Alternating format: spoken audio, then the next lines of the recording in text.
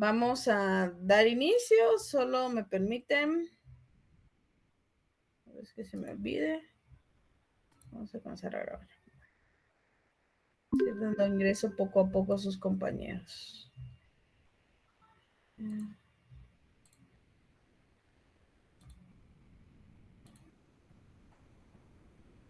Me comentan si ya miran mi presentación. Sí, ya se mira, licenciada. Ya. Perfecto. Bueno, la práctica que nos toca el día de hoy es el eugenol. A ver, ¿quién me puede decir por qué utilicé esta imagen? Porque el eugenol se utilizaba... Ay, perdón. ¿Sí? Porque el eugenol es uno de los anestésicos más antiguos en la odontología que combinan con óxido de zinc. ¿Como analgésico? Ay, sí, perdón, analgésico. ¿Como analgésico? No, perdón, se usa en la odontología, perdón, y lo combinan con óxido de zinc. Ajé. ¿Y qué es que había dicho anestésico, creo yo. Ajá, es que al inicio dijiste analgésico, luego anestésico. Entonces, mi duda es, ¿cuál de los dos? No, ninguno. A y B son correctos. A ver, ¿qué encontraron? Es anestésico, porque si fuera analgésico sería como que derivado, no sé, como de opioides o algo así, ¿no? Pues no sé, Rick, ustedes me dirán. Es investigación. ¿Qué investigaron? ¿Analgésico? ¿Anestésico? Melanie levantó la mano. Melanie, perfecto. Es que hoy sí no tengo mi segundo dispositivo. Busqué que era analgésico, cabal, antipirético, antioxidante y antifúngico. Y tendría propiedades neuroprotectoras, pero así como función farmacológica sí se utiliza como anestésico local en la odontología, antiséptico, antioxidante y antifúngico. Antifúngico. Entonces, ¿qué coincidimos? ¿Analgésico, anestésico, antipirético o de qué? Damaris tiene la mano levantada. Damaris, cuéntame. Buenas tardes, licenciada. Fíjese que yo lo que conseguí que se utilizaba, o sea, cómo se usa el eugenol en la odontología, es que cuando se combina con óxido de zinc, forma cementos dentales que nos sirven para impresiones dentales y para hacer pastas quirúrgicas, los cuales se usan para revestir las cavidades y también para crear material de recubrimiento para cemento de prótesis y sellos dentales. También tiene una actividad antiinflamatoria y antibacteriana. Es que a esta última que menciona era la que iba. A ver, ¿quién encontró? No sé si hay alguna otra mano levantada, por lo que miro no. ¿Es anestésico, analgésico o antiséptico? Yo ahorita estaba viendo que apunté que era analgésico. Analgésico. A ver, Melanie creo que no, se acaba de unir. María José. Ajá, María José Calderón. Yo encontré de que se conocía como un inhibidor de la ciclooxigenasa y que este efectuaba un efecto analgésico y anestésico, inhibiendo las prostaglandinas. La estructura es muy variada, puede tener muchos usos, todo va a depender de la dosis para lo que se va a poder utilizar. Ojo, no quiere decir que, por ejemplo, a alguien le van a hacer una operación de extracción de córneas, por así decirlo, y solo como eugenol, como anestésico, no. Adormece ligeramente los nervios bucales. Yo he encontrado bastante que lo utilizaba mucho con efecto antiséptico para que ese punto no se infectara, pero también tenía el triple beneficio, por así decirlo, de también ser analgésico en ese punto para evitar la inflamación. Nos damos cuenta que es una estructura relativamente sencilla, ¿sí? Que va teniendo todas estas características. Entonces, entre las características del eugenol, pues ustedes me encontraron que puede ser un líquido. Entonces, esto varía con respecto a lo que hemos estado hablando de los otros compuestos. Entonces, en los otros compuestos, pues hablábamos que eran polvos, más que todo, ¿verdad? Entonces, es un líquido incoloro amarillento pálido que tiene un fuerte olor aromático, ¿sí? Entonces, el eugenol también se relaciona mucho con qué especie utilizada en la cocina. A ver. El clavo.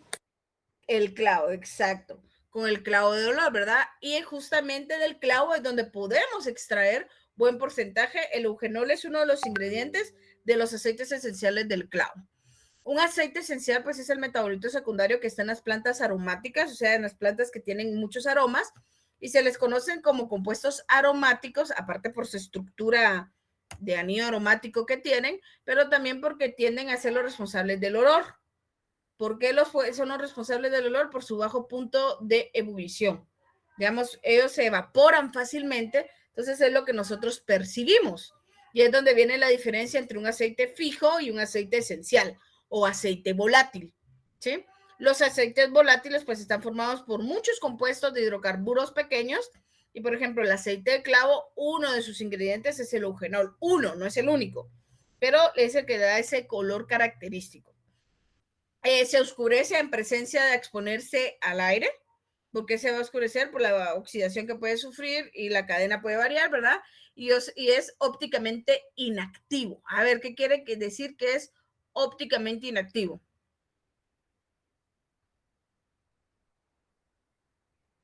¿Alguien? Usted tiene un instrumental. Que no tiene carbonos quirales. Que No tiene va a carbonos producir. quirales. María José. Significa que no produce rotación en la luz polarizada. No produce rotación de la luz polarizada, no desvía la luz polarizada completamente. Entre las características de su solubilidad, un aceite mantiene esa parte oleosa, van a ser muy afín a compuestos grasos, por lo tanto es poco soluble en agua, puede ser miscible en alcohol, y entonces ya con estas características ustedes van a ir relacionando ciertos ensayos que están en la farmacopea. Decía, bueno, solubilidad en alcohol, solubilidad en esto, ¿verdad? Entonces ahí vamos a ir relacionando el por qué se hacían ciertos ensayos. Además, tiene con cloroformo, éter y aceites fijos. Si se dan cuenta, es soluble, ¿verdad? En cloroformo, en éter y aceites fijos, estos son compuestos orgánicos, compuestos que tienen esa característica oleosa, y el principio fundamental de solubilidad de lo similar disuelve lo similar. Como el eugenol es un compuesto oleoso, fácilmente se disuelve en compuestos oleosos, ¿sí? Versus el agua, que es un compuesto polar, entonces no se disuelve fácilmente o no mezcla o disuelve fácilmente los compuestos apolares, ¿sí? Empleado a nivel de estomatología es la ciencia dental, ¿verdad? A menudo se mezcla con óxido de zinc, como bien habían dicho sus compañeros, para material obtenido en los cambios temporales, ¿verdad? Y es un componente de las preparaciones higiénicas orales. Entonces, ese efecto antiséptico que les decía, analgésico después de una operación, algunos enjuagues bucales tienen cierto porcentaje de eugenol para ayudar a esa desinfección, ¿sí? También se puede utilizar como saborizante en la industria de alimentos y para dar ciertos tonos a nivel de perfume. Cuando hablamos a nivel de perfumería, hay varios tonos en el perfume, en la elaboración de perfume. Unos son tonos florales, otros citrales, otros son tonos de madera. Entonces, para el eugenol se ha utilizado como mezcla en la terminación de esas formulaciones. A ver, ¿algún otro dato interesante que ustedes hayan encontrado que yo no haya mencionado? ¿Que quieran compartirnos? A ver, Melanie. Que aparte del clavo, también estaba presente en la canela y en hojas de laurel. En los compuestos, parte igual de sus aceites esenciales. ¿Cuál va a ser la diferencia? El porcentaje en el que se encuentra. El eugenol como ingrediente principal en el aceite esencial de clavo está en mayor porcentaje. En el del tomillo y laurel, en el tomillo, por ejemplo, predomina el timol, que es otro compuesto aromático, también con efecto antibacteriano, antiséptico bien marcado. Entonces, él es el que predomina en el tomillo. En el laurel también tenemos otros ingredientes, eugenol en menor o mayor proporción, ¿verdad? Entonces, eso es lo que nos va dando la diferencia. Entonces, fuentes de eugenol. Eugenol es un derivado fenólico conocido comúnmente como esencia de clavo, por eso lo comentábamos desde el inicio, que puede extraerse bien de lo que es pimienta, hojas de laurel, canela, alcanfor y otros aceites. Digamos, no es exclusivo de lo que les decía, que solo en el clavo lo voy a encontrar. el eugenol como compuesto aromático puede estar en varias especies naturales que se caracterizan por su aceite esencial, pero que predomina uno de los compuestos, ¿sí?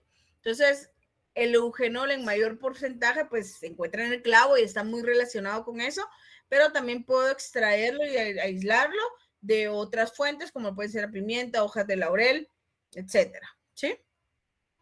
Bueno, entonces, el aceite de clavo, ¿verdad? Se utiliza bastante en lo que es, el eugenol, mejor dicho, en lo que es a nivel de la industria. Se vende bastante en el aceite tal cual para utilizarlo en estos evaporizadores para desinfectar el ambiente, como les decía, en muchas cremas a nivel dental, como ese efecto antiinflamatorio, en eso se está bastante aplicando, y en algunas cremas dermatológicas por su efecto antibacteriano, cuando hay alguna herida para evitar infecciones en la misma. A ver, ¿qué usos han encontrado ustedes que puede tener el eugenol, el aceite? Vamos a ver, para que no sean siempre los mismos que me apoyen, permítame, voy a ver quiénes más estamos en clase. Y paramos. Odette Quintana. Sí, creo que es Quintana. ¿Odette? ¿Odette, estás presente? ¿Sí, Odette? Vi que encendiste ese micrófono, pero no te escucho. ¿No? Vamos a ver, en lo que Odette soluciona sus problemas. Sergio Solís. Sí, buenas tardes. Hola, Sergio. En aceite yo encontré de que el eugenol, aparte de ser usado en la odontología, también tiene propiedades insecticidas, antimicrobianas y para la producción de perfumería.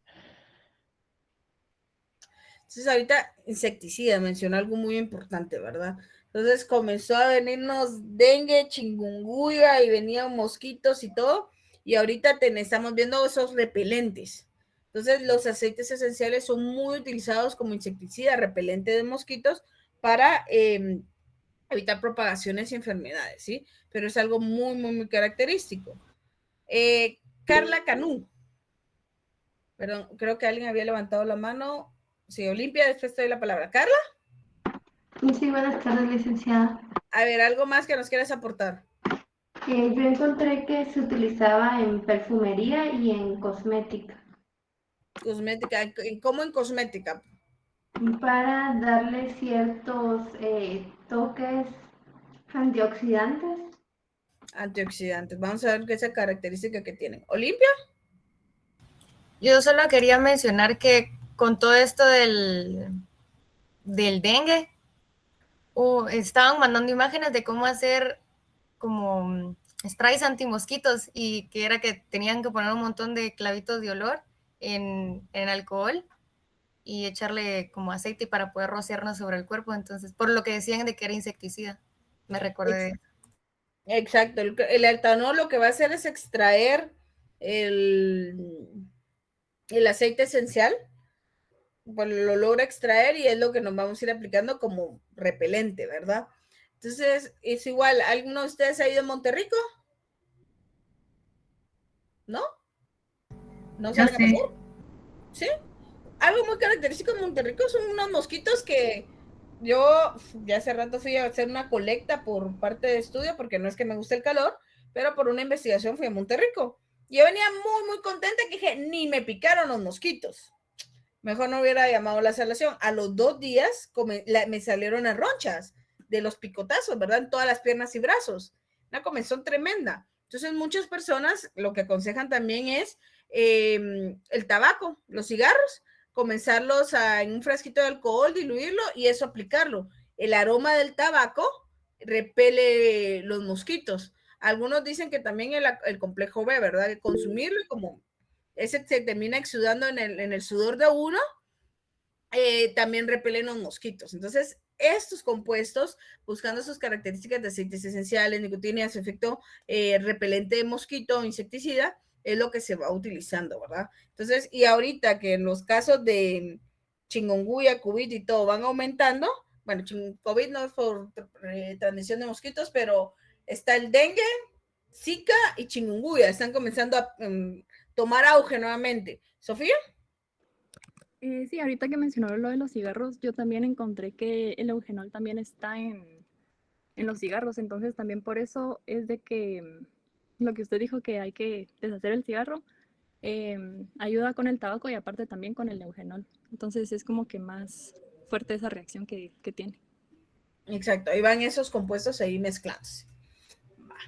Entonces, ya entrando en contexto, que no puede hablar mucho de eugenol, es redundar lo mismo, es una molécula bien establecida, está en muchos productos naturales, y por eso la colocamos, ¿verdad? Por ese enfoque que queríamos que ustedes vieran que es un compuesto químico que se puede aislar de un producto natural y que tiene todo un control de calidad ya establecido a la molécula, ¿sí? Muy aparte, si ustedes vienen y son muy curiosos y buscan el clavo de olor en las monografías de plantas medicinales, los ensayos de control de calidad son muy diferentes al eugenol. ¿Por qué? Porque en las monografías de plantas medicinales de la OMS nos estamos enfocando en toda la planta. Aquí, en esta de la USP, me estoy enfocando en la molécula aislada, ¿sí? Ver ciertas características que tiene. Entonces, siempre, todo ensayo, y si se dan cuenta, creo que mi memoria no me falla, eran como 5 o 6 ensayos. A ver, ¿cuántos ensayos eran de la monografía? 8. 8. Tantos. Pensé que eran menos. Al final se dividen en 3 grandes grupos. Identificar el compuesto, determinar sus impurezas y valoración. ¿Sí o no? Es cierto, miren, Lick, pero hay la categoría de pruebas específicas. ¿Sí? Al final esa prueba específica yo determino características de impureza o de cómo está la calidad del compuesto, ¿ya? Pero enmarcan en estos 3 grupos grandes de ensayos. Y como el primero siempre, una identificación. No sé por qué a todos les dio mucho revuelo la identificación. A ver, ¿qué tipo de identificación era la que tenía eugenol? Absorción en el infrarrojo. Absorción en el infrarrojo. Melanie, ¿ibas a decir algo más? No, sí, lo mismo. Absorción en el infrarrojo. Ya discutimos una muestra que tuviera absorción en el infrarrojo, ¿sí o no? Sí. Sí, ¿cuál fue? Ácido ascórbico. Ácido ascórbico, es el mismo principio. ¿Cuál es la diferencia? Lick, pero el otro era polvo y este es líquido. Es lo mismo. ¿Por qué? Porque yo preparo una pasta, una tableta, la cual voy a meter al equipo. Y además hay equipos que me permiten ahora agregar la muestra líquida y le hacen la lectura del infrarrojo. Todo va cambiando como es la modalidad del equipo. Si yo voy a utilizar las placas, pues voy a utilizar las placas de cloruro de sodio o de bromuro de potasio. Sí es cierto, muchos comenzaron a confundirse, Lick, pero dice la monografía que si no los espectros del estándar y de la muestra no son similares, tengo que reconstituir y todo. Sí, el hecho que sea una muestra líquida no quiere decir que puedo eliminar el solvente y quedarme con los ingredientes ahí que no están en disolución. Todo va relacionándose. Entonces, ¿qué diferencia tenía este espectro? En mi memoria no me falla, este espectro de IR no lo encontré en la farmacopea europea ni la japonesa, sino que me fui a la base de datos de referencia del NIST. Entonces, cuando no encuentro un compuesto de referencia en las farmacopeas, en este caso podemos buscar en estas bases de datos de IR que me pueden ayudar a compararlos y ver los resultados. ¿Sí? Entonces, eso es lo que tenemos que ir a ver, ¿verdad? Y también que no me lo va a dar el nombre común, por así decirlo, sino que me va a dar el nombre IUPAC tal cual. Entonces, son de las características que tenemos que ir viendo. Que lo único que tenemos que hacer y lo que me dice este ensayo es únicamente compare su muestra con el estándar. Si van similares, pero dudamos un poco del 100% de certeza, hacemos un proceso de recristalización, volvemos a montar la placa y comparamos tanto la muestra como el estándar.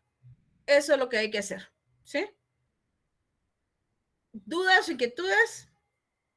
¿Claro con esto? Sí, todo claro, licenciada. Va.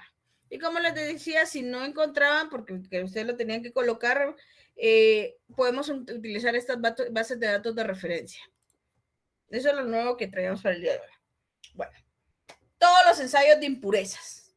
En los ensayos de impurezas, uno que venía era metales pesados. ¿Qué diferencia vieron este ensayo de metales pesados con respecto a los que hemos visto en las dos muestras anteriores? Aquí está levantando la mano Flor de María. Que en esta práctica se utilizó el método 2. Que en esta práctica me decía utilizar el método 2. Melanie, ¿qué querías complementar algo?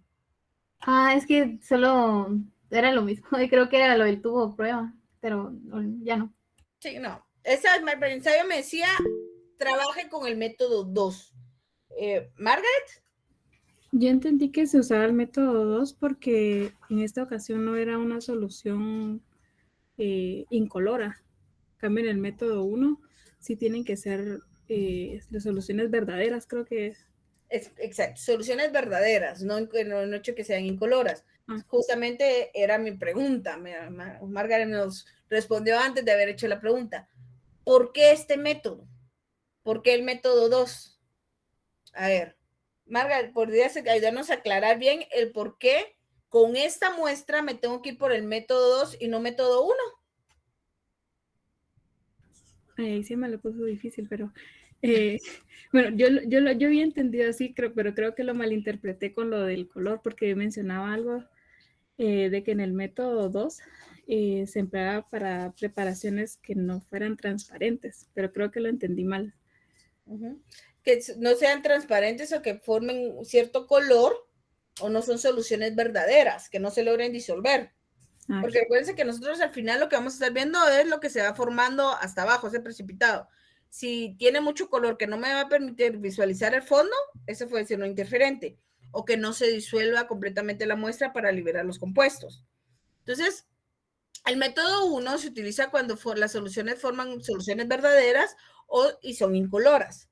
Si me topo con una muestra que al mezclarla con agua, porque si se dan cuenta lleva buen porcentaje de agua, tiene color que puede interferir o no es una solución verdadera, yo me tengo que ir por el método 2. A ver, ¿qué hace el método 2? También para aceites fijos y aceites volátiles, exacto, este es un aceite volátil, entonces por eso es el método 2. Yasmin. Es que mi duda era otra. Estaba revisando, yo tengo acceso a la USP 43, pero ahí quitaron todos los ensayos de metales pesados. Entonces mi duda era que por qué los habían quitado, porque también quitaron el capítulo general. A ver, ¿quién me ayuda a responder eso? Eso fue algo que les explicamos casi el primer día del taller de farmacopeas.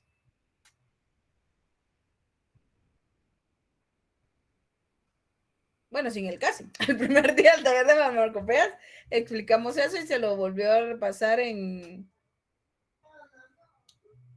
la primera práctica. Yo recuerdo que en el ensayo dice así abajito, dice oficial hasta cierta fecha. Entonces, pero ¿por qué? A ver, Lilu, que usted sí me estaba prestando atención, ayúdeme. Porque ya no se acuerda ninguno, esa era pregunta de examen. A la próxima la pongo.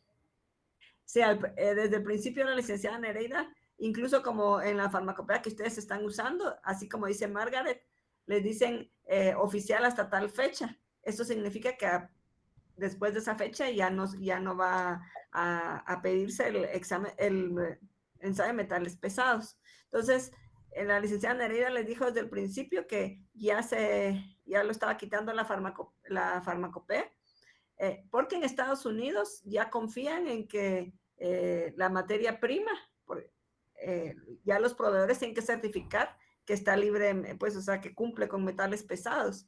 Aquí en Guatemala, como todavía esa regulación todavía no es tan estricta y aquí cuesta un poquito saber que las materias primas realmente las certifiquen que no vayan a tener metales pesados, todavía se realiza pues yo pensaría que en la mayoría de los lugares de los laboratorios donde utilizan esta materia prima para la realización de medicamentos. Entonces, Nosotros queremos que ustedes la aprendan porque no sabemos a dónde van a ir a trabajar o qué es lo que ustedes se van a encontrar.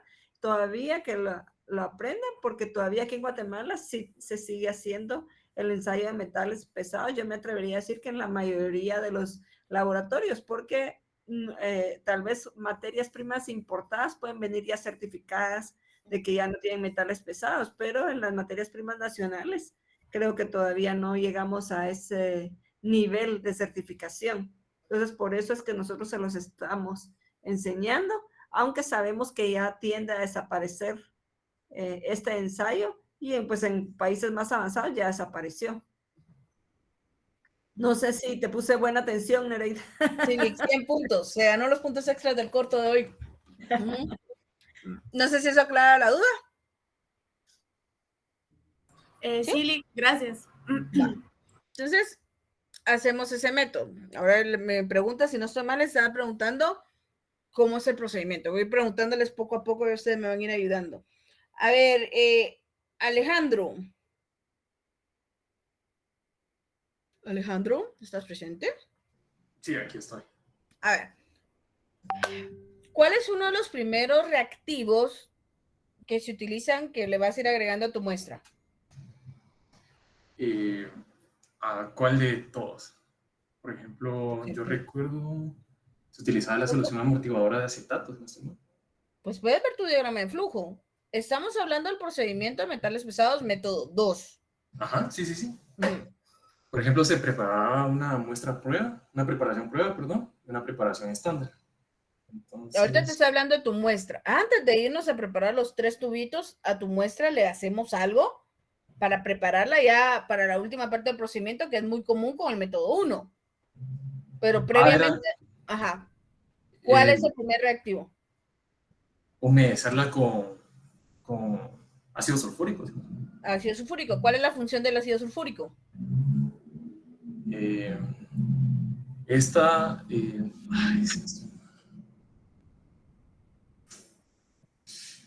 Ahorita no lo recuerdo. Nos va a ayudar Anthony. Sí, yo lo que recuerdo es de que destruye todo lo orgánico, como es en la... Destruye todo lo orgánico. Sí.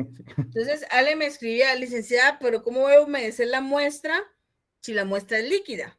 Sí, pero humedecer la muestra cuando es polvo y es un sólido o algo, no, la finalidad no es disolverlo, sino que el ácido sulfúrico pues va a tener esa actividad, esa acción de eliminar la parte orgánica, ¿ya? ¿Por qué voy a eliminar la parte orgánica? En cierto modo, yo lo que voy a ir eliminando de mi análisis, primero va a ser toda esa estructura de cadena. Voy a carbonizar la parte orgánica, voy a eliminar todo lo orgánico. Voy a, en ciertas palabras, por así decirlo, destruir el eugenol. ¿Por qué voy a destruir el eugenol en este ensayo? A ver, Adrián Reyes, ¿por qué no se me afecta el hecho de que yo meta el ácido carbónico, lo destruya y elimine el eugenol en ese ensayo? Adrián. Ay, estoy nervioso, perdón. No te pongas nervioso, no te estoy viendo. Cabal, sí, no sería peor. No come la licenciada.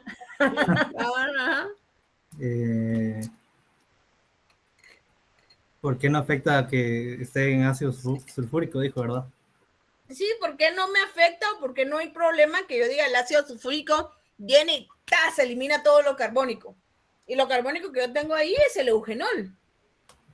Porque eso no nos interesa, lo que buscamos es lo metálico o los elementos metálicos. Exacto, perfecto, ya dices, ahí estamos. No nos pongamos nerviosos, ustedes lo saben.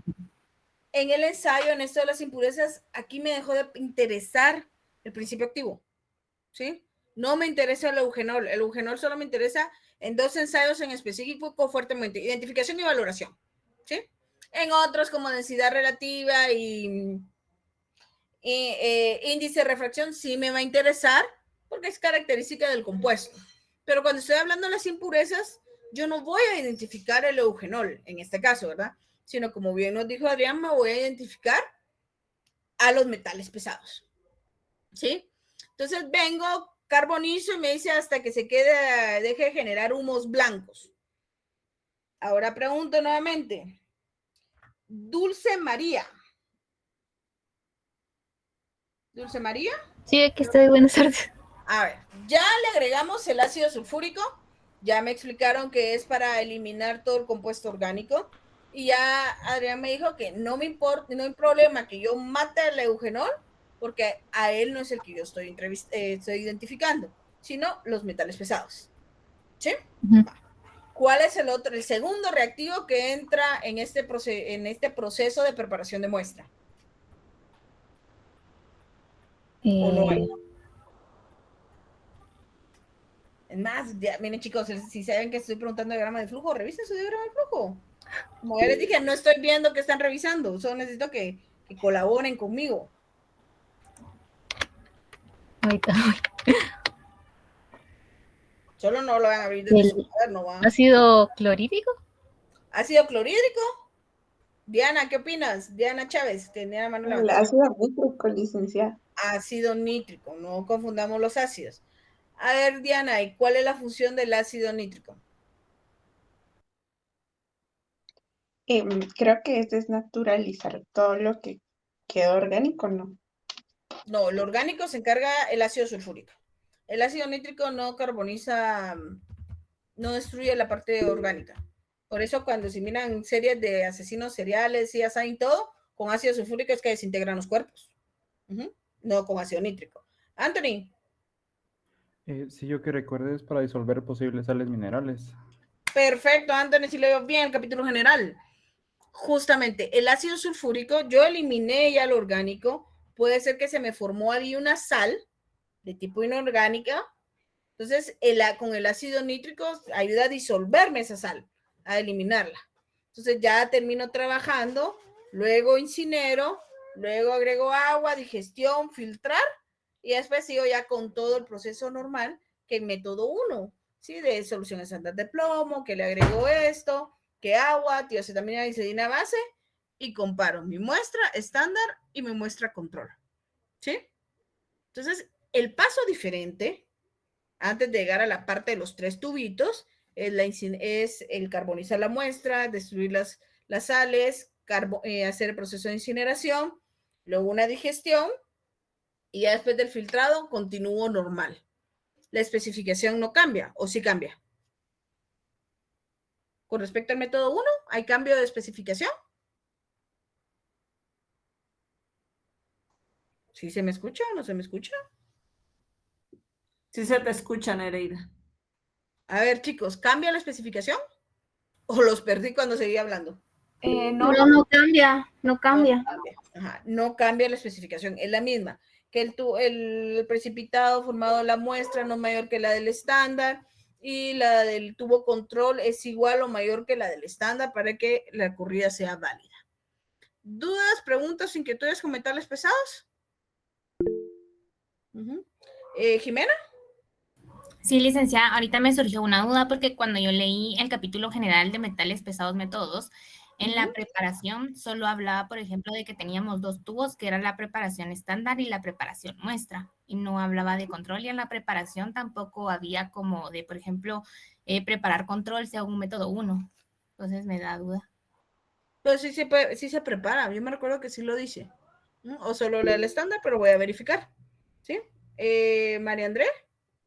Es que yo también tenía esa duda porque según lo que yo encontré en la especificación y leyendo el capítulo general, solo dice color de solución preparación prueba, no más oscuro que solución estándar. Y no menciona el tubo control, entonces no sé si... Como les digo, yo me recuerdo que lo dice, pero igual voy a verificar.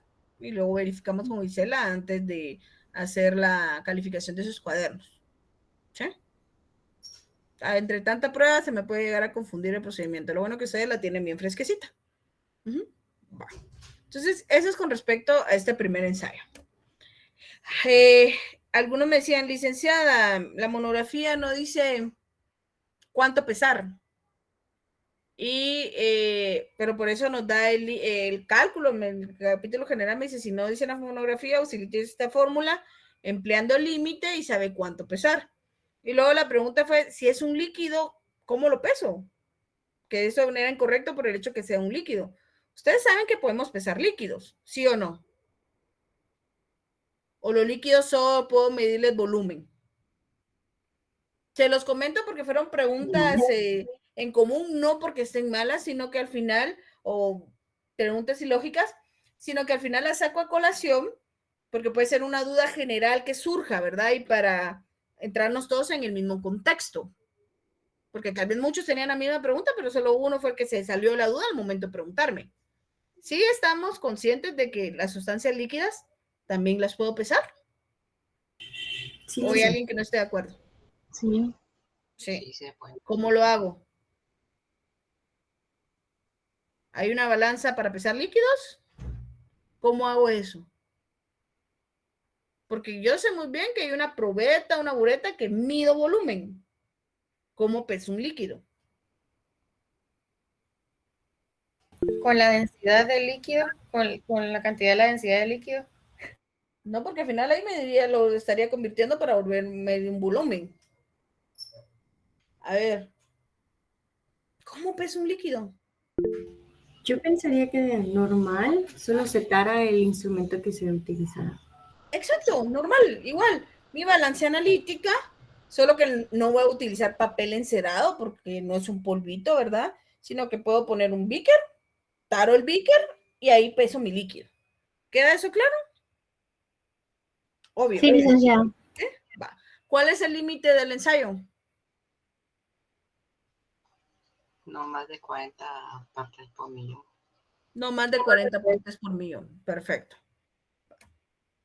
Hidrocarburos. A ver, ¿qué era el ensayo de hidrocarburos? Algunos preocupados porque hidrocarburos no les mandaba ningún capítulo general, que si el procedimiento solo era de las 3 líneas que decía la monografía. ¿Qué dice el ensayo de hidrocarburos? A ver, para que te escuchemos a todos. Solo era disolver un mililitro de eugenol en 20 mililitros de hidróxido de sodio, 0.5 normal, de un tubo de 50 mililitros con tapón, y agregar agua y mezclar. Y mezclar. ¿Y qué va a pasar? Y pasen. ¿Qué va a pasar? Se va a formar una mezcla transparente. Una mezcla transparente. ¿Qué es lo que me está diciendo ahí? Los hidrocarburos, pensemos rápidamente nuevamente. ¿Son solubles en agua, sí o no? Chicos, ¿qué reacción vieron ustedes ahí? Porque si hay una reacción, me acaban de decir que le agrego hidróxido de sodio. Sería una saponificación. Casi como una saponificación, ¿verdad? Entonces, al mezclarlos, si hay los hidrocarburos, ¿qué es un hidrocarburo? Va, entremos en el contexto de qué es un hidrocarburo. Compuestos de carbono e hidrógeno. Compuestos de carbono e hidrógeno. Sí, mi compuesto, mi eugenol, sí tiene carbono e hidrógeno, pero está en una estructura química. Puede ser que yo tenga cadenas alifáticas ahí sueltas, nadando en toda la mezcla, que sean contaminantes en exceso. Entonces, al hacer esa reacción, que es casi como una saponificación, al momento de agregarle el agua, se va a poner eso turbio. Si eso se pone turbio, algún color o no queda transparente, el ensayo no cumple. ¿Por qué? Porque tienen exceso de hidrocarburos que no tendrían que estar presentes. ¿Queda eso claro? Sí, licenciada. Sí. Sencillo, ¿verdad? ¿Sí o no? Va. ¿Qué es y qué estoy identificando? Ya lo discutimos ahí ahorita, ¿verdad? Y el criterio de aceptación, a ver, solo que me lo dice para que me quede bien claro. Flor de María. Debe ser una mezcla transparente y turbia en exposición al aire. Cuando ya lo expongo al aire ya se pone turbio, ¿verdad? Pero mientras tanto es una muestra transparente. ¿Sí? ¿No hay ningún problema? Vale. Límite de fenol. Otro que tampoco me mandaba un capítulo general, sino que 3, 4 linitas. A ver, ¿qué era el procedimiento? A ver, ¿quién me lo cuenta? Todavía no se pongan ansiosos para hablarme de un solo. Yomari, Anaí Escobar, ¿me puedes contar el procedimiento, por favor? Sí, licenciada. A ver. Para el límite de fenol tenemos que agitar 1 miligramo con 20 ml de agua, filtrar y agregar una gota de cloruro férrico SR a 50 ml del filtrado transparente. Pensemos. Cuando agrego mi muestra y le agrego agua, agito y filtro, ¿qué estoy haciendo al momento de agregarle el agua? Disolver los compuestos fenólicos, porque los fenoles son solubles en agua. Exacto. Solo el fenol, como este que está aquí, a pesar que tiene el anillo aromático, pero el grupo hidroxilo le ayuda a manejar cierta solubilidad en agua. Entonces lo voy a sacar del agua. El eugenol, que ya vimos que tiene un grupo hidroxilo, pero también tiene un éter, metiléter, si mi memoria no me falla, en posición meta, creo que es el metiléter, ¿verdad? Bueno, tiene otro sustituyente por aquí. Esos no son solubles en el agua. Por el exceso, la colita. Y como su número lo indica, yo estoy dividiendo el fenol. Entonces, el fenol que me va a quedar aquí, al mezclarlo con el agua y después filtrarlo, intento como que el agua me ayude. Es una extracción simple, ¿ya? Y luego le voy a agregar cloruro férrico, que sí lo que yo estoy haciendo es reaccionar con hierro. A este ensayo, el cloruro férrico es uno de los reactivos que ustedes más van a utilizar en farmacognosia para identificar, y se van a dar cuenta ustedes que sirve para hacer reacciones de intubos para identificar flavonoides, pero también se utiliza para identificar taninos, que también se utiliza para identificar cumarinas. Y no quiere decir que el cloruro férrico sea tan específico para cada uno de estos. El cloruro férrico en realidad me identifica compuestos fenólicos. Y como tanto flavonoides, cumarinas, taninos, dentro de su estructura tienen grupos fenólicos, reaccionan en la identificación. Este es en el caso de farmacognosia. Espérenme un minutito, solo voy a callar al perrito que se puso a hacer bulla aquí adentro. Permítame.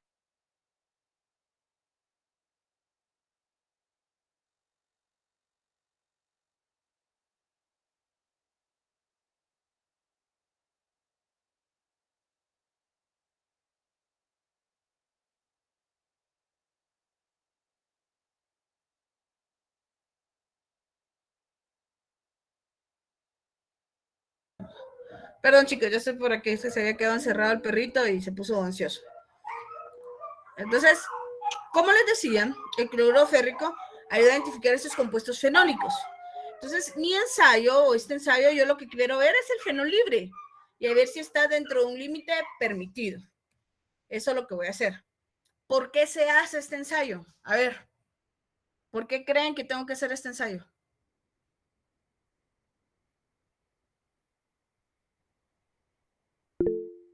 Porque lo dice la farmacopea, no la respuesta. A ver, ¿a quién levantó la mano aquí? ¿Alguien? Me voy a ver. Adriana Pacheco. Buenas tardes, licenciada. ¿Es porque el eugenol es un compuesto fenólico? Sí, pero aquí estoy viendo yo presencia de límite de fenol. Y es una impureza. Ya, démonos cuenta, es cierto. El fenol es dentro de su estructura, el eugenol, perdón, dentro de su estructura tiene un compuesto fenólico. Sí. Pero aquí yo estoy diciendo, bueno, límite de fenol, o sea, el fenol y hasta está dentro de los ensayos de impurezas. ¿Por qué haría yo este ensayo? O en dado caso, si la base es porque el eugenol es un fenol, siempre sería positivo, eso sería bueno. Pero aquí estoy esperando, en cierto modo me dicen límite de fenol, o sea, ¿cuánto lo máximo permitido? Es una impureza, no tiene que estar presente. ¿Ya? Ya les di la clave, no tiene que estar presente, o si está presente, en un poquito. Pero entonces, ¿por qué hago ese ensayo? ¿Cómo se me puede contaminar mi muestra con fenol? Pues, a ver. Por la forma en la que se No había extrae. visto que tenía, perdón. No había visto que tenía manos levantadas. Tengo primero a Andrés, después Jennifer y después Melanie. ¿Andrés? Se me ocurre que al momento de la extracción, como disuelvo el fenol junto con el aceite, ¿verdad? Entonces, para que no en el arrastre de la separación del aceite yo pueda traer fenol en ese y pues obviamente colocarlo como impureza, ¿verdad? En fin, una de las razones puede ser durante el proceso de extracción, no hice una buena purificación y se me arrastró tanto el eugenol como algún otro fenol ahí presente. Jennifer. ¿Es porque el fenol es tóxico? Es tóxico, sí, pero ¿cómo pudo haber llegado mi muestra? Sí, el fenol es tóxico, no tiene que estar, ¿verdad? pero puede haber llegado a mi muestra por el proceso de extracción. Entonces ahí puede venir. A ver, Melanie. Yo creo que es porque, como ya había dicho la compañera Adriana, tienen compuestos fenólicos el eugenol. Entonces, cuando reacciona con el cloruro férrico, pues el anillo, o sea, el fenol va a tener un grupo H, lo que va a hacer que reaccione, si no estoy mal. Pero no, si el concepto fuera por el grupo OH que está ahí presente y todo, primero siempre me daría un resultado positivo. Y yo esperaría que siempre reaccionara. Pero lean su criterio. Se espera que no haya reacción o si reacciona no sea superior a. ¿Por qué? Porque yo espero no tener fenol libre. Aquí me evalúa la presencia de fenol libre. ¿Sí? No fenol como está aquí. Miren. Sí, es cierto, tiene aquí un fenol, pero tiene el resto de la estructura, ¿verdad? Entonces, eso es lo que tenemos que ver. Entonces, ¿qué es lo que está pasando? Analizan la estructura. Ya Andrés nos dijo, no, lo que puede ser que durante el proceso de extracción del eugenol, del aceite esencial, donde yo lo estoy trayendo, al momento de separarlo, me arrastro ciertos compuestos fenólicos que quedaron ahí en trazas. Esto también yo lo puedo sintetizar a partir de fenol. Fenol, hago la síntesis con el resto del compuesto y le meto un alil y un grupo metil, un metoxi. Pero dentro de mis ingredientes puedo haber quedado fenol. Durante el proceso de degradación del compuesto se pueden ir rompiendo o eliminando los otros sustituyentes dejándome solo el fenol. Entonces me sirve como parámetro de evaluar calidad de extracción, pureza del compuesto, sí, son contaminantes que están ahí presentes, que espero que no estén presentes. ¿Sí? Eso es lo que voy buscando, que el fenol no esté presente. Que mi estructura base sí tiene un grupo fenólico, sí, pero tiene otro, no es solo el grupo fenólico. ¿Ya? A ver, José Barrientos, perdón. Yo considero que se hace esta prueba porque el fenol sería un componente o un residuo de la descomposición del eugenol. Exacto, puede ser como parte de descomposición de eugenol o en el proceso de extracción, arrastrarlo como contaminante o quedarme como residuo si fue un proceso de síntesis química, ¿ya? Entonces, es una impureza. Ojo, yo no estoy identificando el fenol que está en la estructura del eugenol, no. Estoy identificando solo el fenol libre, por eso se los puse aquí, miren, solito. El fenol solito, reaccionándome con el hierro, me da especificaciones en concreto. ¿Qué tipo de reacción está pasando ahí?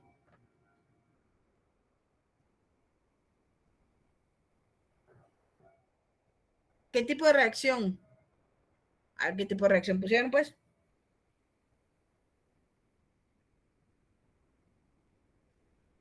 ¿O no pusieron reacción? No había reacción.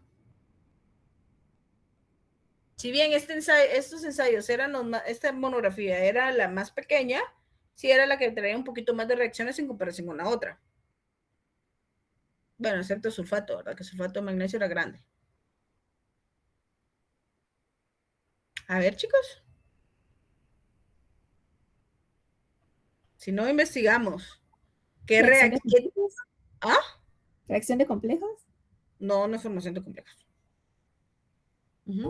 ¿Sustitución nucleofílica aromática? No, porque cuando es sustitución nucleofílica aromática yo meto grupos metilo o grupos carbono o halógenos, ¿verdad? ¿Formar un complejo de coordinación? Ya descartamos complejos. Analicemos, ¿sí? ¿Qué es lo que está pasando? ¿Cuál es la especificación, el criterio de aceptación?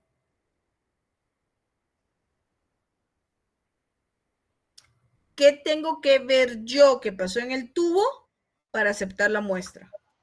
Un color verde. Un color verde. ¿Sí?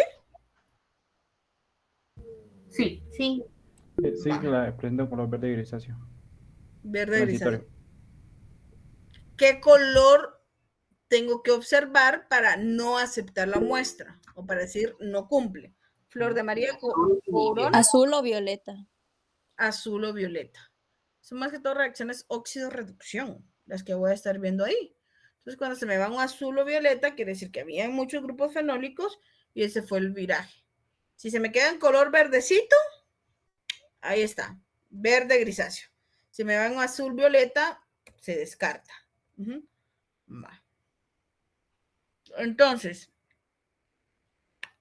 estos ensayos que miramos aquí, ¿qué tubos? Si yo les pongo solo estos tubos, ¿qué prueba creen que estamos analizando? Hidrocarburos. Hidrocarburos, ¿sí? Entonces yo voy a mezclar, voy a ver cómo espero ver yo el tubo. Una mezcla transparente. Una mezcla, ojo, una mezcla transparente, o sea, una solución completa. Este que está aquí, ¿cuál es el problema que tiene? Como un precipitado transparente. Tiene dos fases. No es precipitado, porque precipitado, el término precipitado es cuando es un sólido, ¿sí? Precipitado se utiliza cuando es un sólido. Precipitó. Esto aquí en división tiene dos fases. ¿Tengo que ver dos fases en este compuesto? No. ¿En este análisis? ¿Ah? No. No. ¿Qué es lo que necesito ver? Una mezcla transparente. Una mezcla transparente. O sea, todo el tubito solo un color. Si yo miro dos fases, no, eso no cumple. ¿Ya? Va. Estos dos tubitos. Prueba de fenoles. Prueba de fenoles. Tubo 1 es este que está aquí. Tubo 2 es este que está aquí. ¿Cuál muestra es la que cumple? El tubo verde. El tubo 2. ¿Y el tubo 1? No cumple. No cumple. ¿Claro eso? Ojo, dense cuenta que no es que vamos a comparar colores de tubos porque no tenemos tubo estándar o tubo control. Simplemente directamente es un cambio de coloración. Por lo tanto, ya sea tanto en sus resultados, yo les voy a poner un tubo y ustedes miran el color y me dan su dictamen. ¿Queda eso claro? Sí, no me decir, yo no pude dar dictamen porque solo venía un tubo y no estaba el otro para compararlo. Sí, no estaba el otro para compararlo porque no hay comparación de color. Eso es lo que tenemos que tener en claro.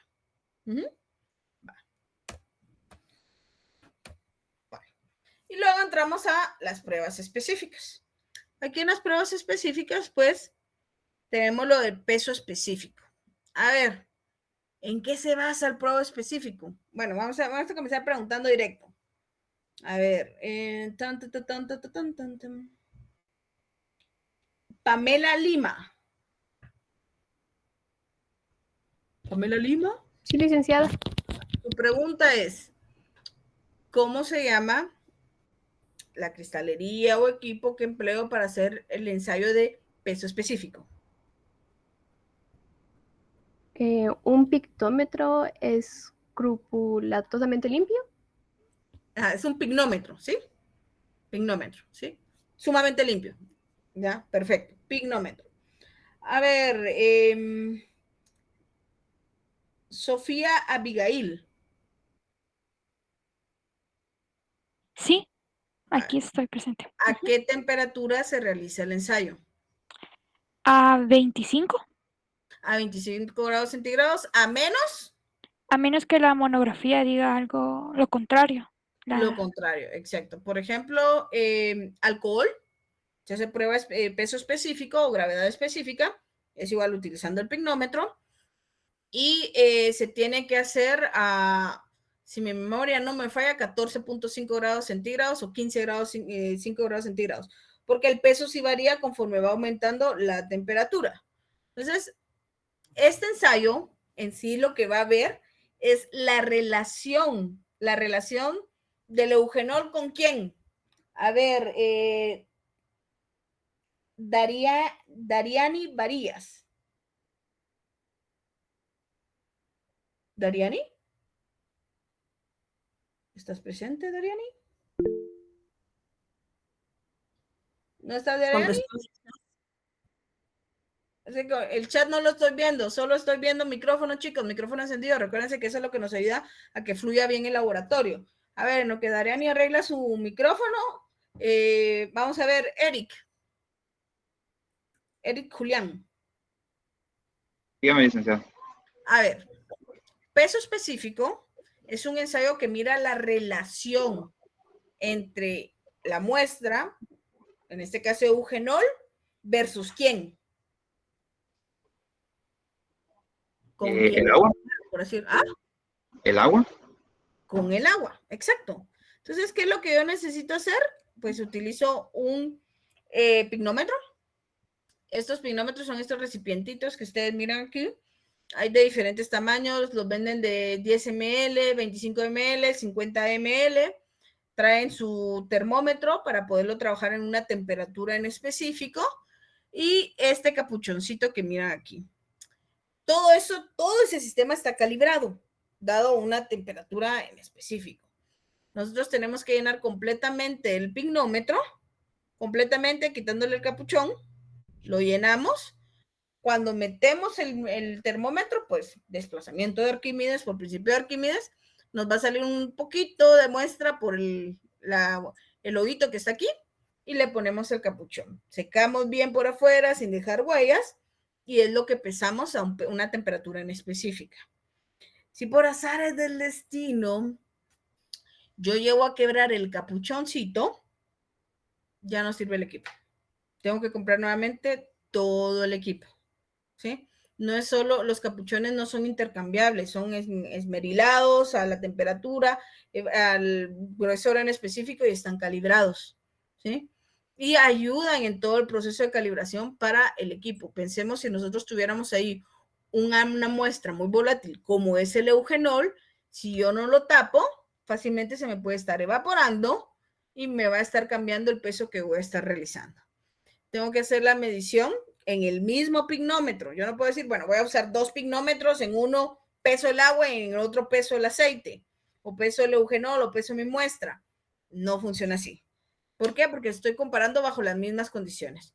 Entonces, en el mismo pignómetro, pues lo primero que yo puedo hacer, por ejemplo, pesar el agua, bueno, tarar el pignómetro, que esté escrupulosamente limpio y seco, taro el pignómetro, lo lleno de agua, lo cierro, lo peso con el peso del agua, valga la redundancia, y elimino el agua, le puedo agregar un poco de muestra para limpiar el pignómetro, descarto eso, lo lleno con la muestra, lo cierro y peso mi muestra, ¿sí?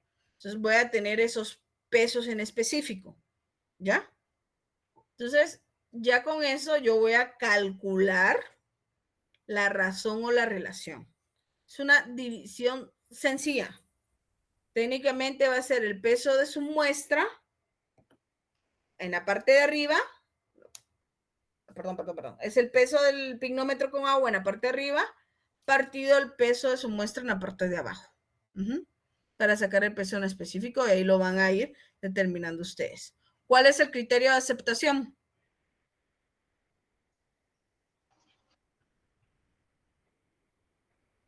¿Cuál es el criterio? 1,064.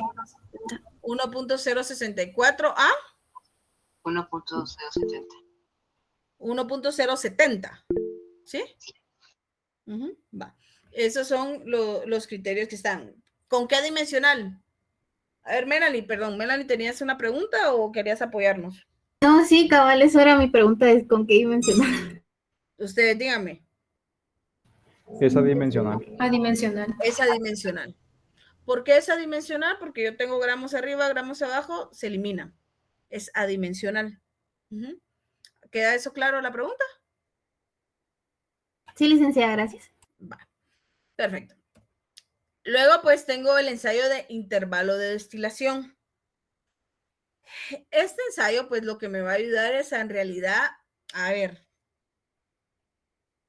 ¿cómo se hace el ensayo de pureza? O de valoración.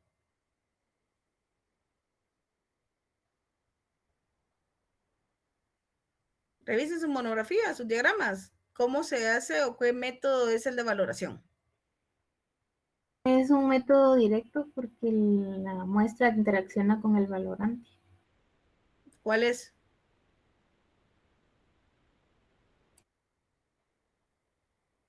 ¿Cuál es el valorante? ¿Cuál es el titulante? Voy a revisar hasta mis apuntes. Yo también hago mis diagramas de flujo. A ver, ¿cómo es la valoración? Revisen sus anotaciones y yo estoy revisando las mías. Así no hay trampa entre los dos. ¿Cómo es el ensayo de valoración o de pureza? En este ensayo no hay de valoración. La monografía me dice, no miro yo uno de valoración. ¿Se dan cuenta?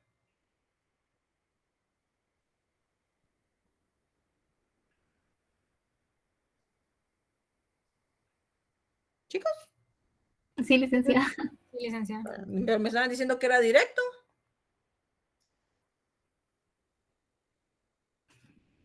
¿Hay algún ensayo que pudiera ser relativamente el equivalente?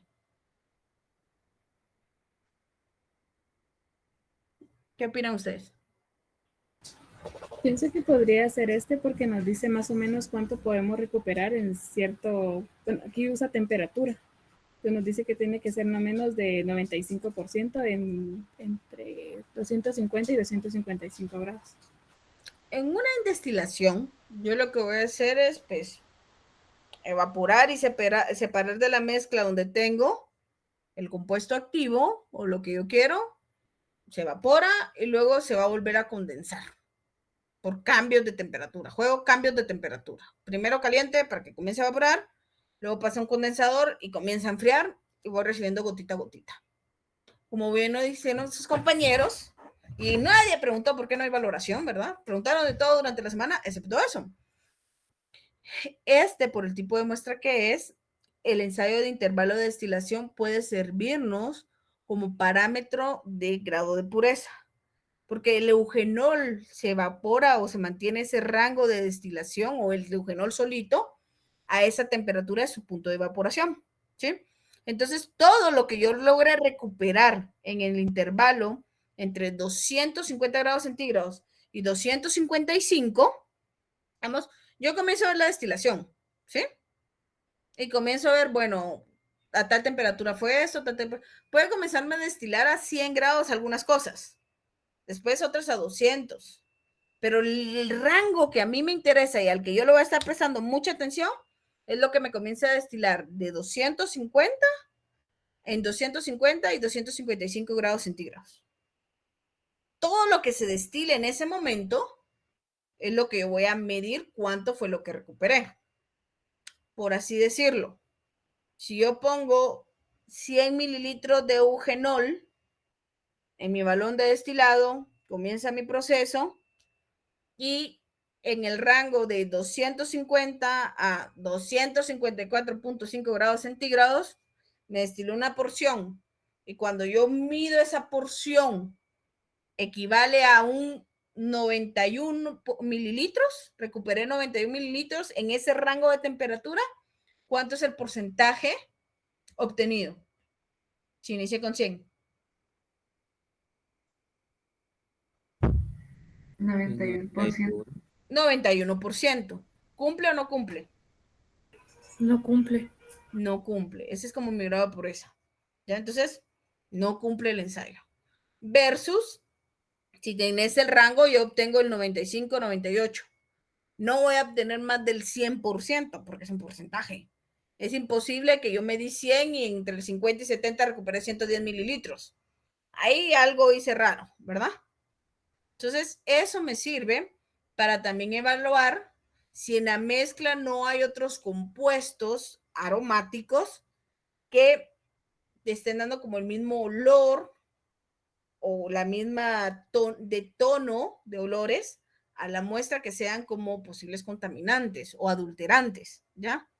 Entonces, este ensayo sería como el equivalente de intervalo, el equivalente de valoración.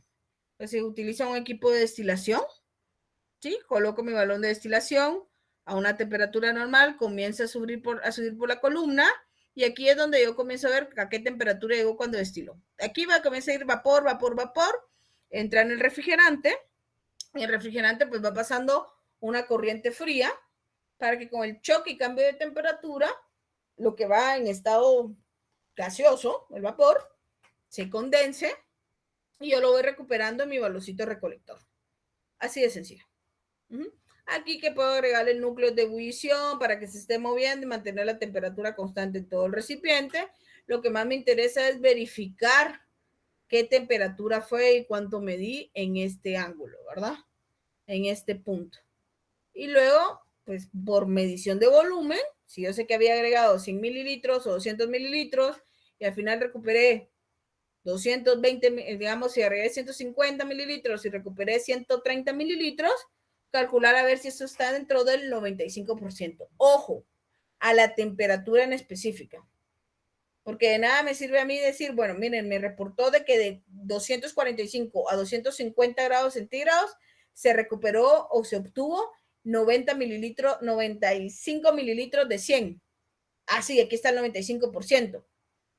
Pero no es en la temperatura esperada, por lo tanto, no cumple. ¿Queda eso claro? Sí. Y pues nos sirve para tener ese parámetro de relación de pureza de la muestra o valoración. Y ya me dijeron ustedes bien el criterio de aceptación, no menos del 95% de destilado entre 250 y 255 grados centígrados. No solo no menos del 95%, porque esta prueba va ligada a una temperatura determinada. ¿Claro? Sí, licenciado. Luego tengo lo que es el índice de refracción. Pues aquí esta pizarra me va a ver cómo se comporta la muestra en un rango indeterminado. El criterio de aceptación, a ver cuál es.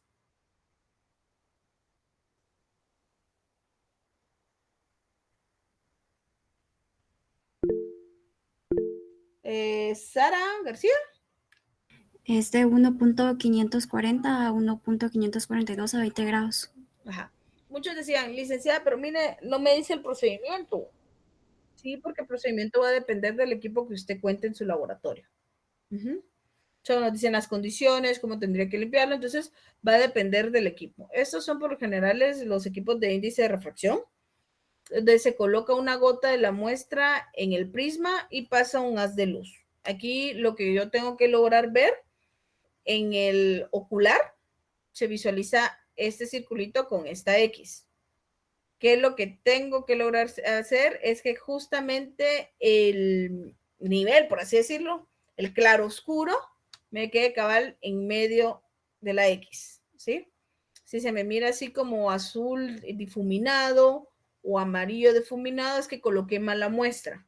Entonces dejé burbujas. Entonces tengo que volver a limpiar y poner el equipo. Algunos pues están a una temperatura determinada, los equipos nos dicen a qué temperatura hicieron la medición y el mismo equipo nos trae la fórmula para corregirlo. En la parte de abajo, conforme nosotros vamos moviendo como con el micrométrico del microscopio, este nivel, subiéndolo, bajando, se va moviendo esta escala, ¿sí? Entonces, esta es la escala numérica. Aquí está como que en 1.3, contamos las cantidades, 3, 5, 4. Entonces, aquí yo puedo ver la escala en la que se encuentra. La temperatura sí me la dice digital, pero el valor de referencia, el del índice de refracción, es en específico. Porque es muy importante el índice de refracción. Cada uno de los aceites tiene un índice de refracción en específico. Si están adulterados o para aumentar volumen, por ejemplo, les agregan aceite mineral para dar volumen y que mantiene lo viscoso y todo, como un adulterante, pero esos afectan el índice de refracción. Entonces, todas las demás pruebas puede ser que me vayan saliendo, pero el índice de refracción me dice, mire, no, está contaminado, no cumple con las especificaciones, o que esté muy diluido, se ve afectado. Este es el punto ideal, ¿sí? Entonces, por eso la farmacopea no me da un procedimiento en específico, porque va a depender de cada uno de los equipos, el equipo que nosotros tengamos, ¿sí? que es lo único que sí me va a dar en cuenta, que digamos, para limpiar el prisma, yo lo tengo que hacer la limpieza con Silol para limpiar, y con papel limpialentes para no raspar los prismas, los lentes, o si no, arruino el equipo. Entonces, este es uno de los equipos. Y otro de los últimos ensayos que tenemos es la solubilidad en alcohol. A ver, grado de alcohol que se emplea. 70%. Al 70%. ¿Qué se va a detectar? Que se disuelva. Sí, pero si no se disuelve, ¿qué estoy identificando? 2 fases. Eso es lo que observo. ¿Qué estoy identificando? ¿Qué estoy detectando? Se detecta pureza y que no sean derivados. Se interesan impurezas, digamos, yo sé, y se los comentaba, que el eugenol es soluble en alcohol en ciertas proporciones. Puedo encontrar otros hidrocarburos, otros compuestos aromáticos mayores que no sean solubles en el alcohol y por eso se miren alterados. ¿Cuál es el criterio de aceptación?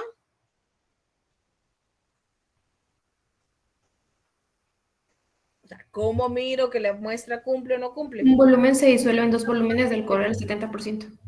Exacto. Digamos, si yo tomo 1 mililitro de eugenol, lo tengo que lograr disolver completamente con 2 mililitros de alcohol al 70%.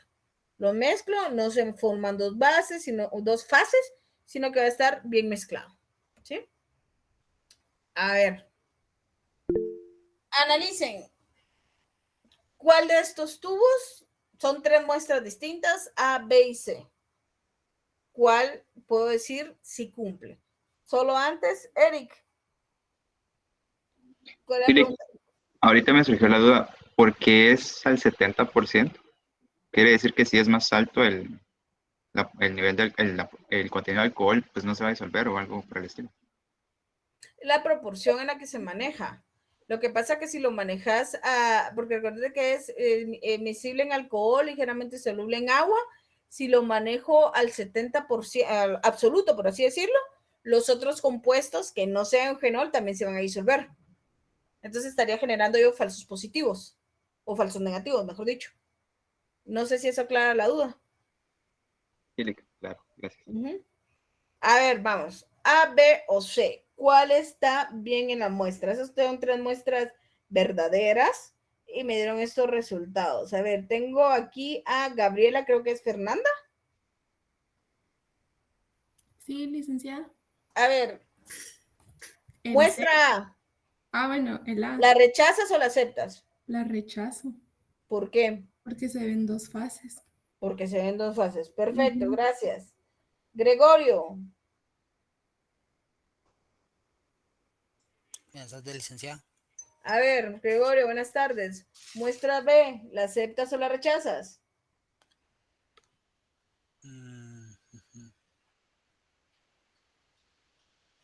No te oí, Gregorio. Estoy pensando, licenciada. Analízalo. ¿La acepto? No. ¿La aceptas? La muestra B. No, perfecto. la rechazo, A ver. perdón. ¿Ah? Sí, la acepto. ¿La aceptas? Va, perfecto. Gloria María. ¿Gloria María? Sí, licenciada. A ver, ¿qué opinas de la decisión de Gregorio? No me vas a preguntar cuál fue, porque la acabo de decir.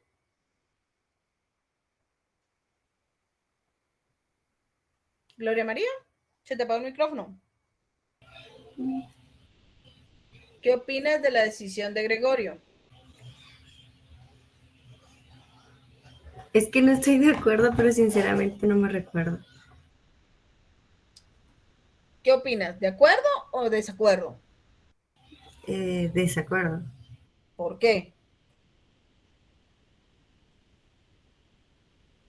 Si estamos en desacuerdo, sabemos por qué. Y si estamos en acuerdo, también por qué, ¿verdad? No solo es tirar la moneda. A ver, ¿por qué?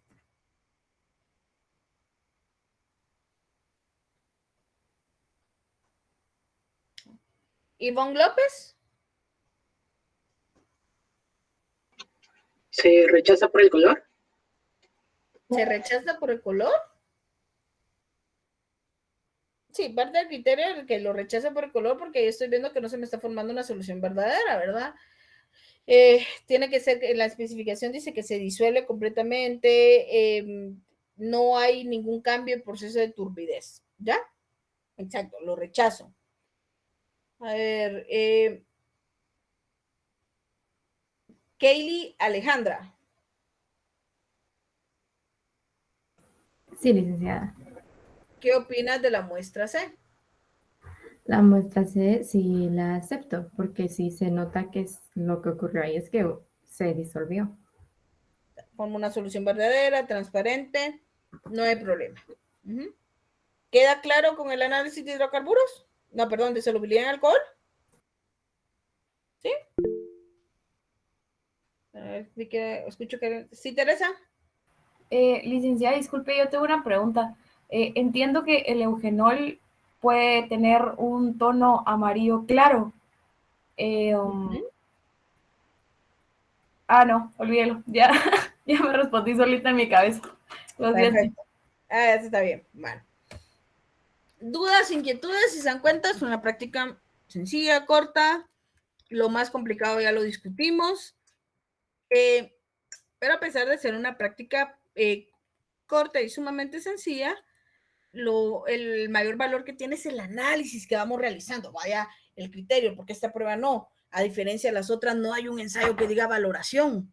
Entonces, ¿qué? Esta no aplica la valoración. No, miren, hay un ensayo que podría ser que me está diciendo esto. Puede decir, ¿por qué no utilizamos cromatógrafo de gases? Un cromatógrafo de gases es lo que me va diciendo la proporción de los compuestos en que está. ¿Por qué lo utilizaron? No sé, no sabría el criterio que utilizó la USPR para no incluirlo, ¿verdad? Pero ahí van dándonos esos ensayos. ¿Preguntas? ¿Sí, Dainer?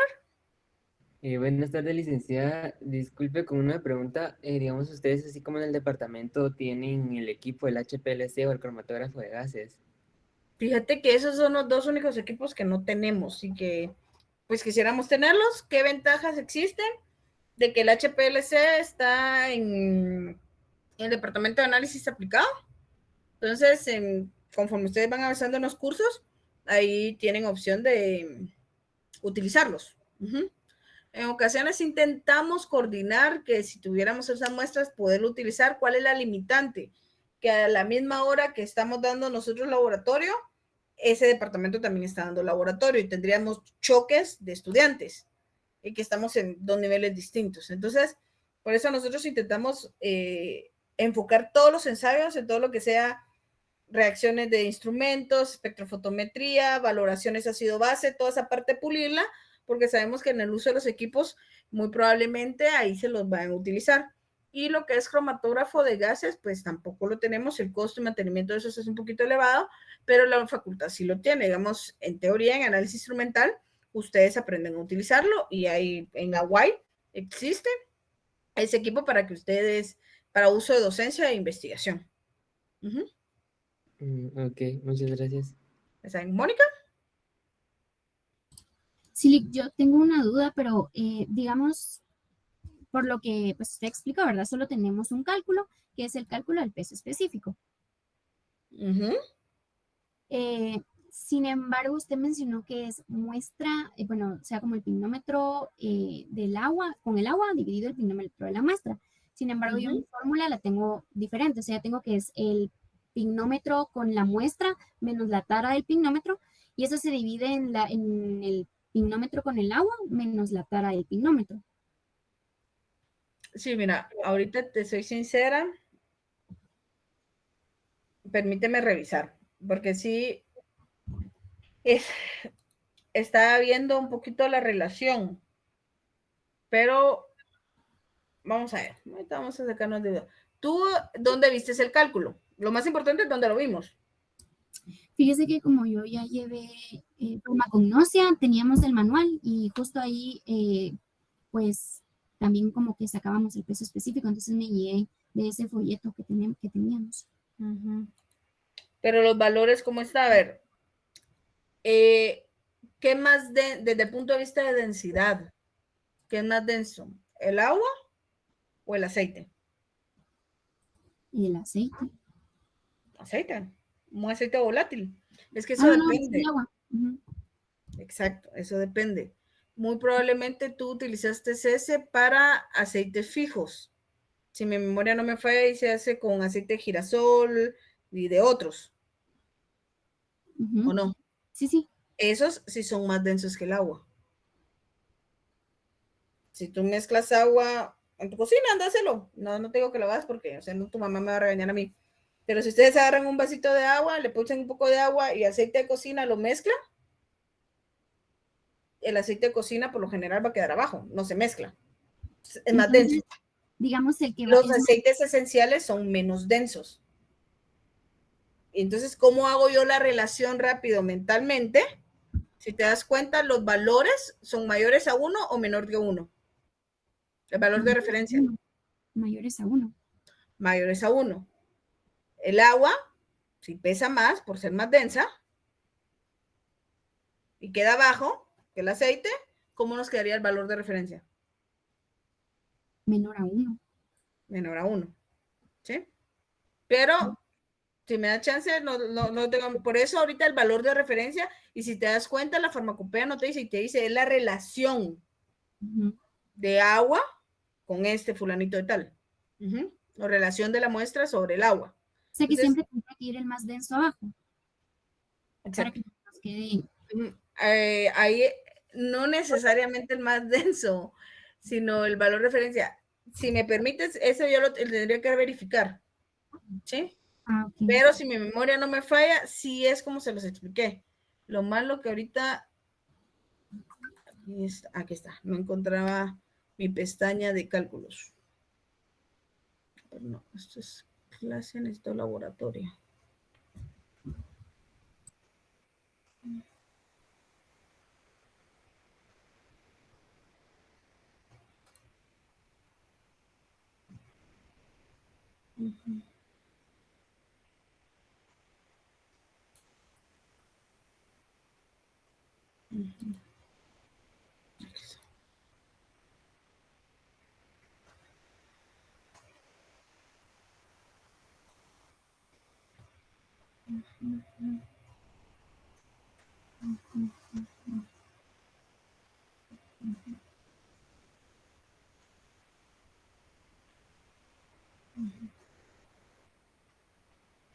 Sí, no, verifico, sí, la densidad es el peso de la muestra partido del peso del agua, el peso específico.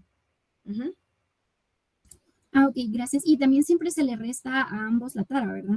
Sí, la tara, exacto. Ok, y también respecto a los cálculos también tenía otra duda. Es que en la... Pero ojo, perdón, de cálculos no solo es gravedad específica, también estaría el de intervalo de destilación. Ajá, que cabal eso le iba a preguntar, que es de corregir la temperatura, ¿verdad? ¿En cuál? En el intervalo de destilación.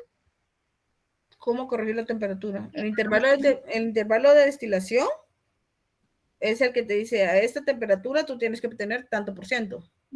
Sí, tú lo estás confundiendo con el de rotación, el de índice de refracción. Es que me recuerdo que decía que se aplicaba la corrección por el vástago emergente cuando era necesario. Ah, sí, pero... Pero, digamos, eso no lo realizamos nosotros, ¿verdad? La corrección no, pero sí el cálculo, el porcentaje. Determinar el porcentaje. Ese cálculo tenían que haberlo puesto. Ah, bueno, que sería como el porcentaje que destiló de lo que teníamos para ver si queda dentro de nuestro rango, ¿verdad? Que sería no menos del 95. Exacto, ajá. Ah, ok, gracias. Sí, bueno. Bueno, chicos, entonces, solo no sé, Gisela, ¿tuviste oportunidad de pasar la lista de asistencia?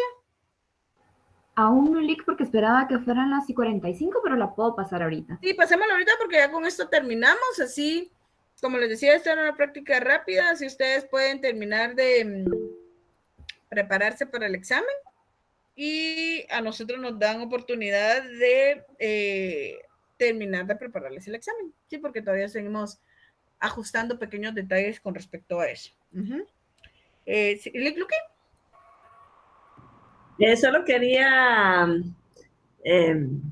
complementar lo de los metales pesados, porque pues ya les habíamos explicado que ya se va, y ya su compañera, ahorita se me olvidó quién fue que dijo, que ya no lo encontraban en las farmacopeas más nuevas, porque quitaron el capítulo general de metales pesados, pero van a agregar otro capítulo en donde se va a determinar, pero están tratando de que esos métodos sean instrumentales, porque estos métodos, así diríamos, estos métodos que aparecían en metales pesados, pues no siempre eran tan sensibles, y además utilizaban algunos reactivos como la tioacetamida o el sulfuro de hidrógeno, que son algo contaminantes. Entonces los van a ir supliendo, van a suplir ese capítulo por otro capítulo que va a determinar los metales, pero de una manera instrumental. Entonces, no sé, es que no me acuerdo quién fue que nos había mencionado, se me fue el nombre ahorita. ¿Quién? Yo, Jasmine. Jasmine. No sé si tú, Jasmine, que tiene la nueva farmacopea, ya aparece un nuevo capítulo para determinación de metales. Fíjese que no he visto. Lo que sí busqué fue el de metales pesados, pero fue el que no encontré, entonces ahí terminé que lo habían eliminado. Entonces, yo pues cuando tenga la oportunidad de ver una farmacopea más nueva, porque no, ahorita me acuerdo que encontré una más nueva y ahora ya no me acuerdo que la hice.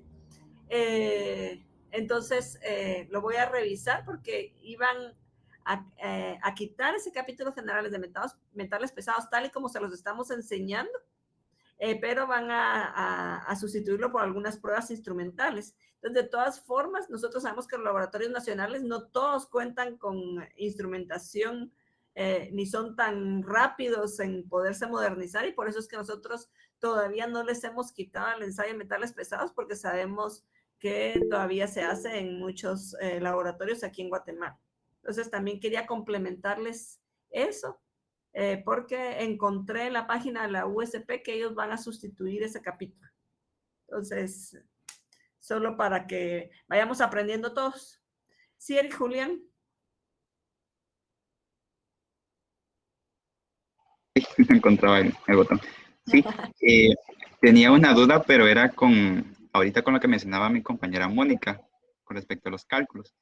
Yo estaba un poquito confundido también con el índice de destilación, entonces creo que el cálculo lo tengo malo, pero en todo caso sería, para obtener este dato, la cantidad de mililitros que se logró destilar dividido la cantidad total por 100, ¿verdad? Es decir, como un porcentaje normal.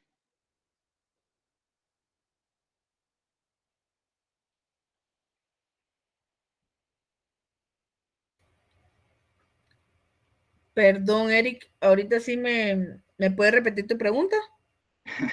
Sí, te preguntaba que para obtener el dato de la cantidad destilada, el porcentaje de destilado, sería los mililitros que se lograron destilar dividido pues los mililitros totales de la muestra por 100, ¿verdad? Como un porcentaje normal.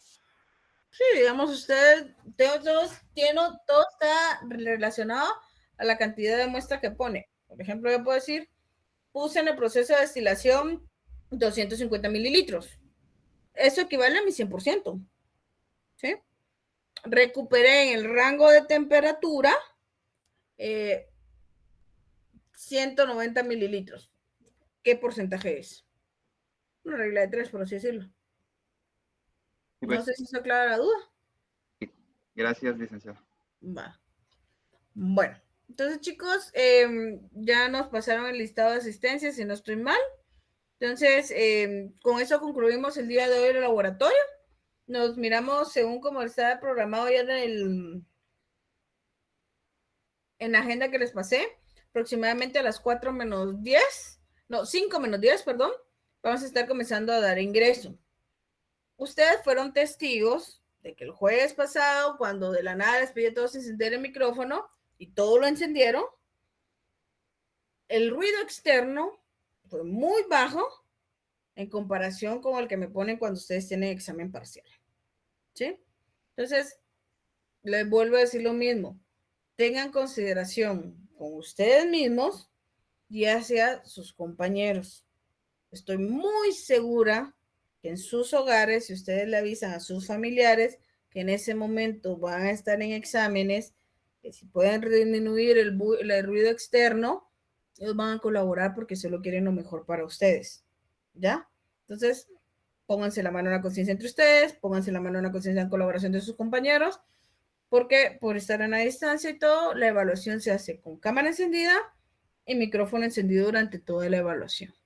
¿Queda eso claro? Sí, licenciada. Entonces, nos vemos, chicos. Los esperamos a las 5:10.